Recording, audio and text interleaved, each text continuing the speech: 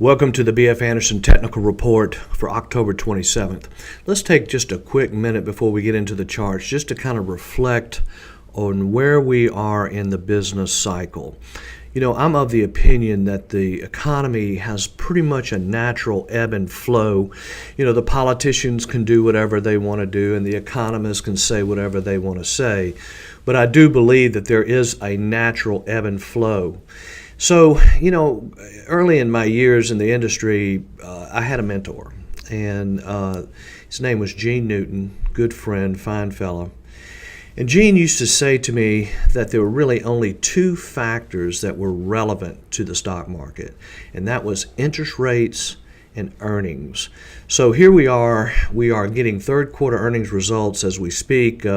So far so good. Corporate earnings look good. So let's go ahead and get into the charts, and just remember that interest rates and earnings are the most important factors. All the international news and the stuff in the media is important, but really focus on interest rates and earnings.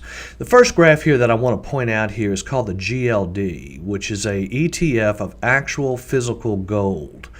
And we've been noting here that the price of gold has been pretty much plummeting since 2012, 2013, pretty much bottomed in 15 and has tried to rally. Now here recently we are seeing a breakout in the price of gold, and it kind of makes you want to think a little bit about, is inflation possibly going to become a factor going forward? Now remember, 2/3 of inflation is caused by higher labor rates.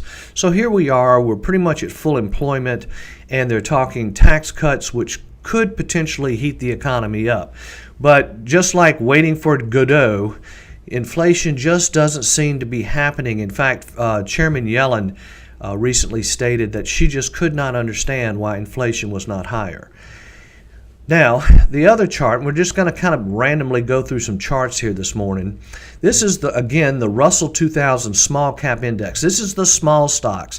These are the companies that will benefit from the tax cuts more than any other sector of the economy. Small business. You can see here we broke out after the election, but then we have moved sideways for about 9 months and consolidated.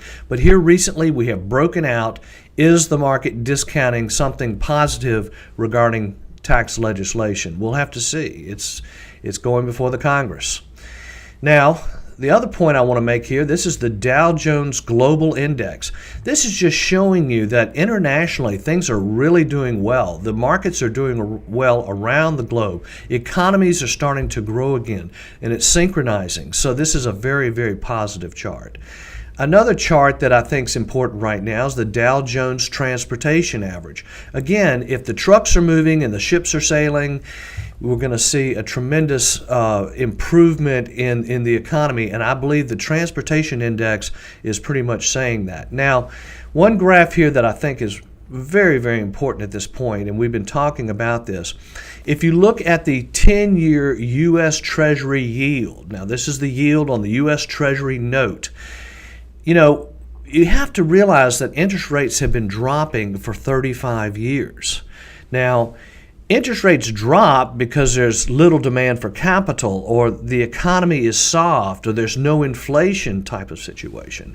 Now, last year we saw interest rates get the lowest ever at 1.39%. So there has been so much of a recovery here. But recently, Bill Gross of Janus Capital stated that if the 10-year Treasury were to break above 240 to 245, and that's where we are right now. In fact, we closed yesterday at 246. So we're starting to see, again, a breakout in interest rates to the upside.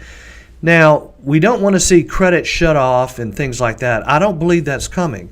And if you really do think about inflation and the cost of labor, everything's becoming so automated, and if you start thinking about autonomous driving and autonomous cars and autonomous taxi cabs and autonomous garbage trucks and stuff like that, we're seeing less demand for labor due to technology. But the point is, interest rates are starting to rise, and this could be, again, a whiff of inflation or a pickup in economic activity that hopefully we keep inflation under control.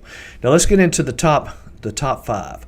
Here's Align Technology. They announced earnings last night. Stock is actually up around 225. This has been an unbelievably successful story.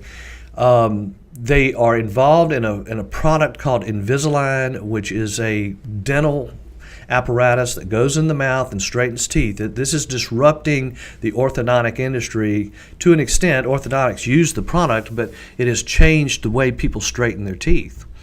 This is another biotech, Alnylam Pharmaceuticals. The biotechs have kind of softened here a little bit this week. It's been somewhat of a difficult week. Now remember, we are in earnings season, and that's going to create some volatility. Another stock that we're really watching closely is NVIDIA. I'm watching it trade pre-opening this morning around 198. If it were to break above 200, that would be a significant sign. Now, the thing about NVIDIA to understand is this company is going to dominate artificial intelligence. They have a computer, a graphic processing unit that is going to be used in most autonomous vehicles and anything to do with autonomous vehicles and driving. So NVIDIA has been a very strong stock, very powerful tech leader. Kind of reminds me a little bit of Cisco Systems back in the 1990s. Now, another stock that's on the list that is really coming on strong is PayPal. Now, they announced earnings. You can see the earnings gap here. Came in with a really good report. Now, if you think about the future, you have to think about a cashless digital economy, e-commerce.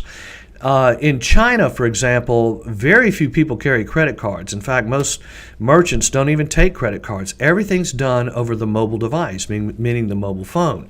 Now, PayPal seems to be moving in this direction, and they're dominating. So that brings me to another stock that's in the same category, showing you that there is strength in this area. This company is called Square. Now, what Square is basically doing is eliminating the need for the cash register. You have a device that you put on a mobile device, a mobile phone, and you're able to do transactions, e-commerce transactions, and so forth using your mobile phone. So all in all, things are looking very positive. We are in earnings season. There's going to be volatility. So let me know if you have any questions. Thank you very much.